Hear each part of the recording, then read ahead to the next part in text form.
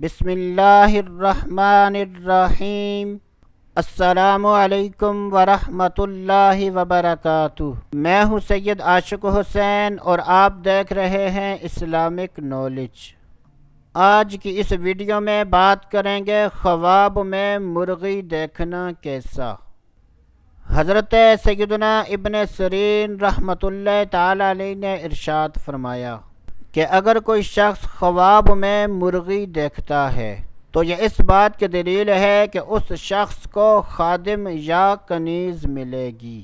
اگر کوئی شخص دیکھے کہ اس نے مرغی خریدی ہے یا اس کو کسی نے دی ہے تو یہ اس بات کی دلیل ہے کہ وہ شخص یا کنیز خریدے گا یا مزدوری کے لیے خادم لائے گا۔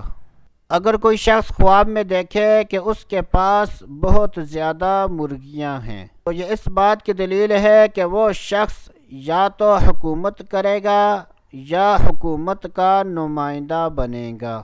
اگر کوئی شخص خواب میں دیکھے کہ اس نے مرغی کا گوشت کھایا ہے تو یہ اس بات کی دلیل ہے کہ وہ شخص اپنے خادموں سے مال اور نعمت پائے گا۔ اگر کوئی شخص خواب میں دیکھے کہ اس نے مرغی ذبح کی ہے تو یہ اس بات کی دلیل ہے کہ اس کی اولاد میں سے یا اس کے خادموں میں سے کوئی ایک شخص مصیبت میں گرفتار ہوگا۔